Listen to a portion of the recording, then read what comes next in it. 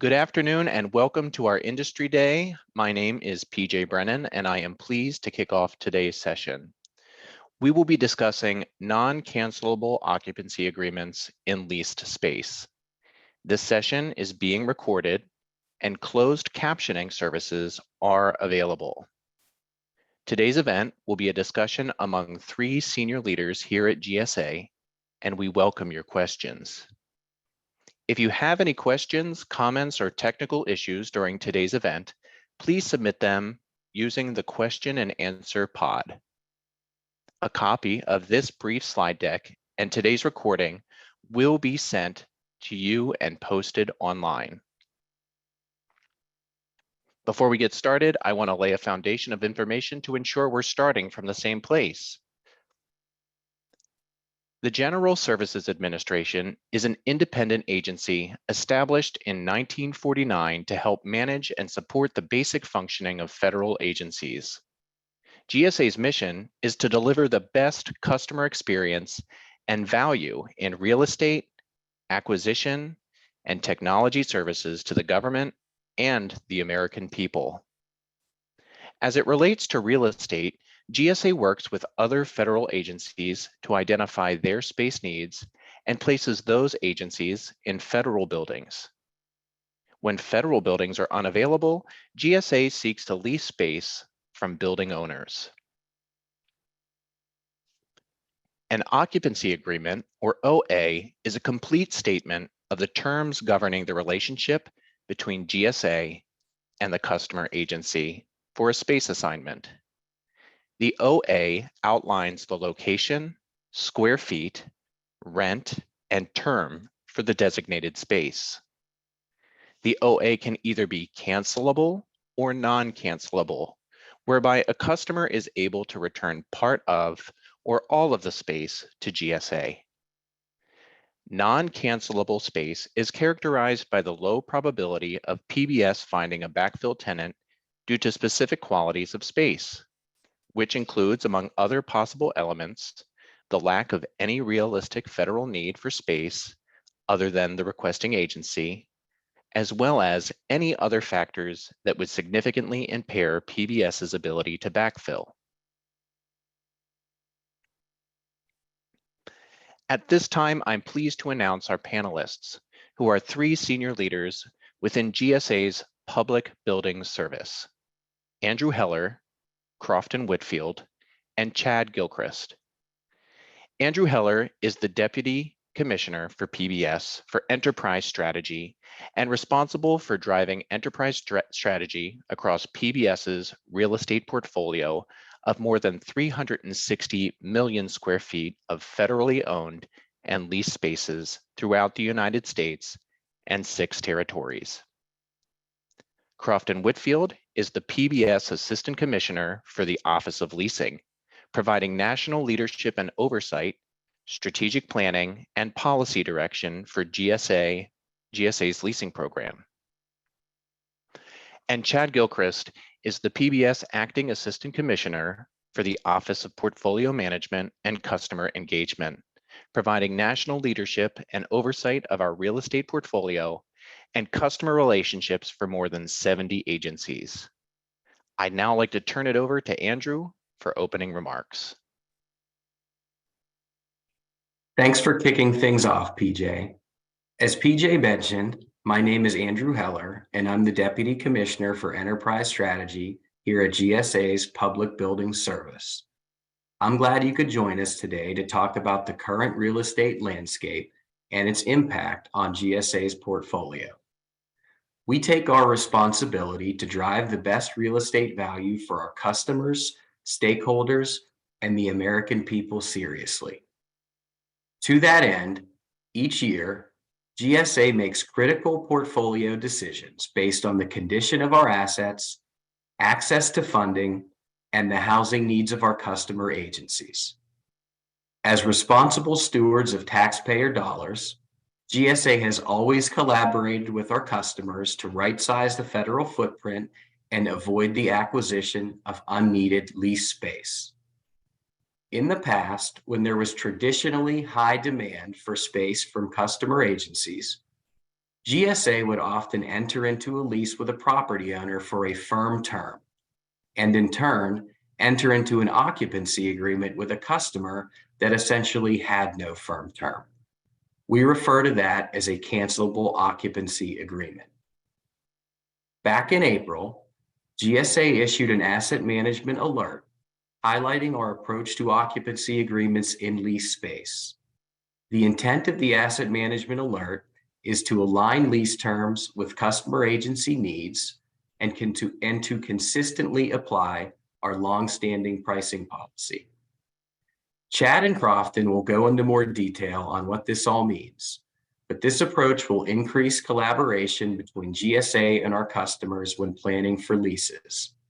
It will also help to avoid the acquisition of space that the government doesn't need, where the taxpayers are ultimately left financially responsible. Thank you again for joining us today. And now I'll hand it over to my colleague, Chad Gilchrist, the Acting Assistant Commissioner for the Office of Portfolio Management and Customer Engagement, to talk more. Chad? Thanks so much, Andrew. It's great to be here today to speak about the actions GSA is taking to serve as an effective steward, both of tax dollars and also of real estate. We're working to drive financial responsibility and to support space optimization.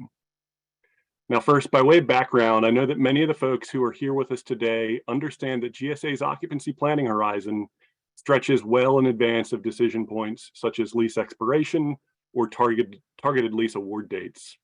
And many gathered here today also know that GSA routinely engages with our partner and customer agency partners 36 months and more in advance of those points in time. That planning horizon, though, means that for the last few years, the targeted lease awards that GSA staff members were working on had initially been planned in a totally different environment, pre-pandemic, with requirements that had likely in fact evolved since projects were conceived.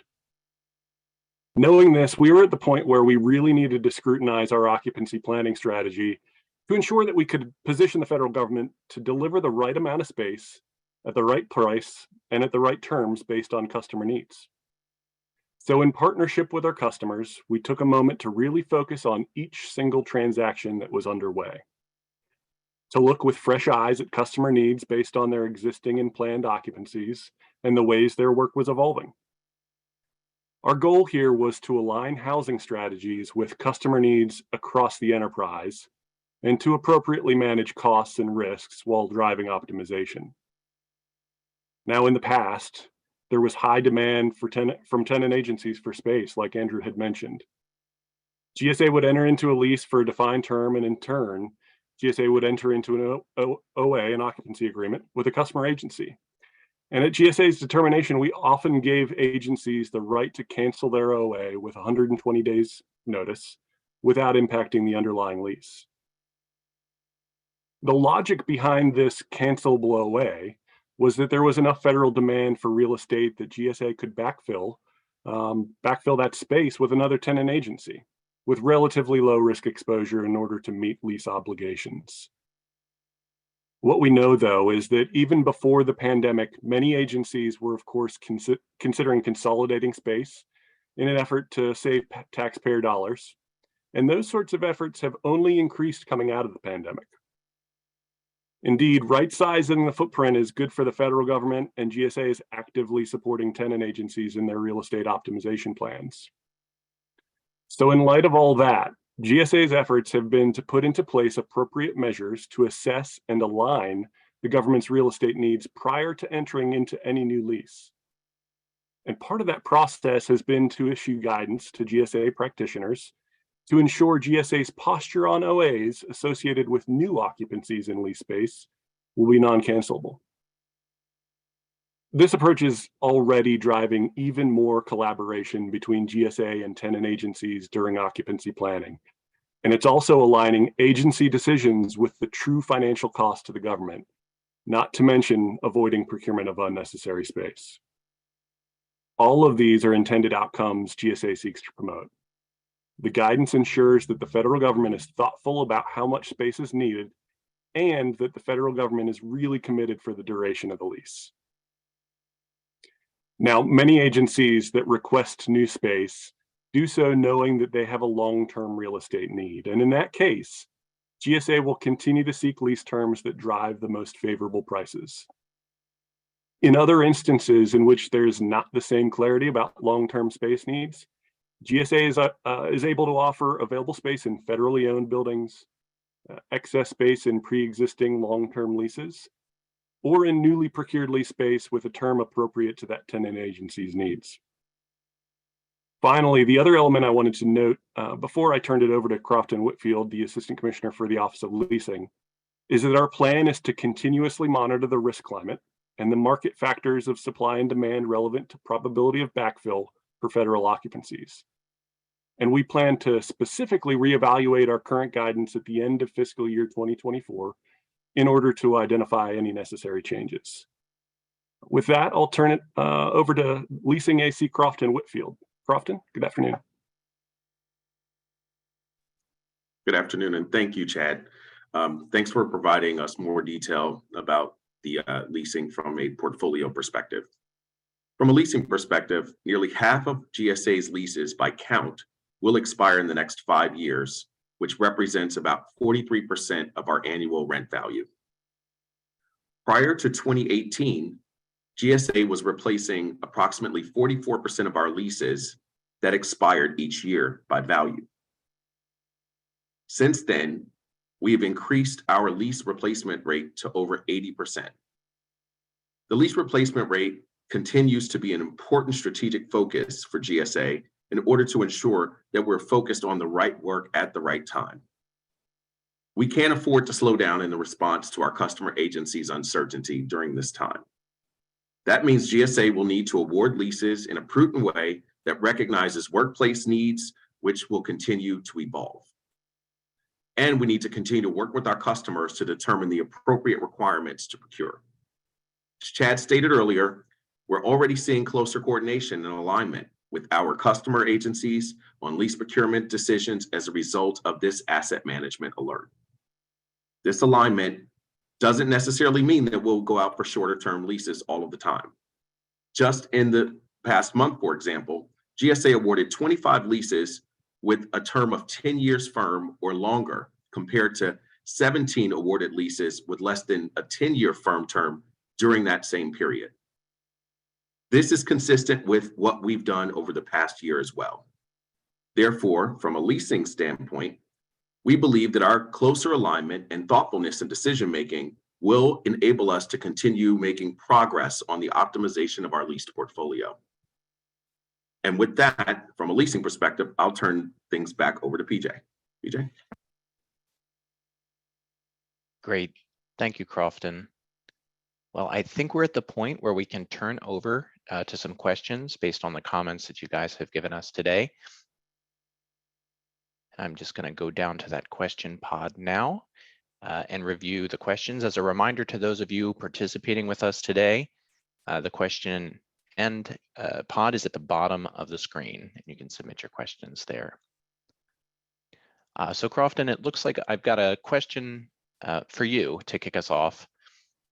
If occupancy agreements are to be non-cancelable, isn't this incentive for agencies to sign shorter term leases, which may cost more?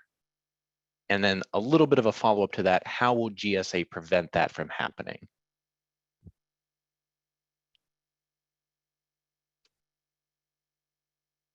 And you might be on mute. Yep, go ahead. Thanks, PJ. No, good question. I think, from a leasing perspective, the landscape of the federal work continues to evolve. GSA will continue to analyze our portfolio. We're going to look at the balance of our customer agency's mission needs and provide the best value for the American taxpayer. So unused or unneeded space in lease space is a financial risk for the government. And as we project fewer opportunities to backfill space, we'll continue to have to partner with our agencies to scrutinize those requirements as they come along. GSA is working, again, closely with our customers to establish the right terms based on the agency's specific mission needs at that particular location. So that ensures GSA is focused on goal for this administration, which is to right-size our federal footprint and reduce costs and save money for the taxpayer. Great. And one more question for you, Crofton. It says here, we say about half of leases are expiring in 5 years, but you've also said you'll review this interim guidance in a year. How many leases will really be effective during this, or I'm sorry, affected during this trial period? So good point. We're going to definitely review this interim guidance in a year. We have about over 960 leases, which are scheduled to expire in the next fiscal year in FY24, and that represents about 13% of our total. So we've got about 7,600 active leases, and this represents about 13% of it, and we anticipate that will be impacted. Great. Well, turning it over to Chad for a question. We share the wealth here. Chad, what happens in a year if GSA reviews this guidance and finds it hasn't met the intended goals? Thanks, PJ. As I had mentioned, as Crofton just alluded to as well, we're gonna monitor this closely. We constantly track our inventory. We're gonna continue to measure our progress and any risks, and we're gonna do that to ensure that we're meeting our goals. And if it looks like something else is transpiring, we're really prepared to pivot strategically and quickly if that's necessary. Thanks for the question. Great. And again, another one for you, Chad, a bit of a follow-up. Do you expect a reduction in the number of leased and owned federal assets needed to fulfill agency missions? And what is GSA doing to work with agencies to optimize space needs? Those are some lofty questions. Those are the lofty questions that all of us in real estate are wrestling with. You know, the state of federal real estate, much like the state of real estate writ large, is in transition. In our particular case, it's as agencies work to determine how best to integrate technology and workplace practices as they've evolved and flexibilities so that they can better achieve their mission and serve their employees. Because of that, we really see an opportunity to modernize and optimize across the portfolio, applying lessons learned during the pandemic about how people work as productively and as effectively as they can. So there will always be a need for real estate workspace, so I don't expect a wholesale reduction. However, federal agencies do now have the unique opportunity to optimize their space. They're actively working on plans to do that. We're partnering with them to co-create to do just that with them. And we're going to continue to work with them on the most effective housing solutions for the future.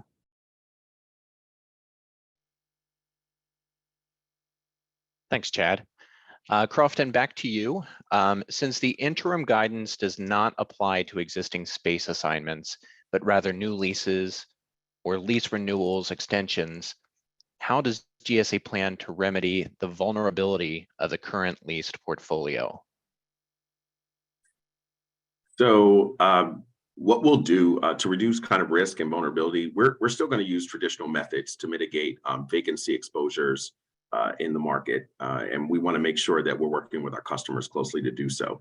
So those measures include backfilling vacant space with another tenant if necessary, exercising termination rights if appropriate, and if the lease instrument allows us to, and also potentially negotiating buyouts where we have a potential for long-term lease vacancy and really want to go and settle that lease. So those are a few of the examples in which we're going to kind of work to make sure as we're monitoring this that we continue to employ those abilities for us to mitigate vacant space. Thanks, Crofton. And one more for you, Crofton, along the same lines again. It says, can you explain GSA's approach with renewal options? Good question. So one thing, we're not looking for successive renewals as a way for us to replace existing leases. Added renewals are a really good resource for us to work with agencies in this time of uncertainty regarding their long-term requirements. So we want to continue to use adding options that can be executed at a later date, which is an acceptable option when it's beneficial to both the government and our lessor community. We always prefer full and open competition though. So we still prefer that. So we'll continue to work with our agencies on what those long requirements are, and using things like renewals as an option for us to be able to secure the government's occupancy. Excellent. Just looking here, it looks like we're good on questions. So I want to thank you, Crofton and Chad, for taking and fielding those questions. And that's going to be a wrap for us today. If there are questions we were unable to answer today, we will put our responses in writing to be shared with you. A copy of this brief slide deck and the recording of today's presentation will be sent to you and posted online. Before we close today's presentation, I want to draw your attention to 3 important resources being shared with you right now in our chat. The first is the pricing desk guide, which has significant information about occupancy agreements, both cancelable and non-cancelable. A link to a recent blog authored by the PBS Commissioner, Nina Albert, titled Being Good Stewards of Taxpayer Dollars Through Our Occupancy Agreements. And as always, a reminder that you can email our office at any time to pose a question or provide feedback. Just email pbs.leasing@gsa.gov. I want to thank our speakers, Andrew, Crofton, and Chad, and thank you all for taking time to join us. We hope you enjoy the rest of your day.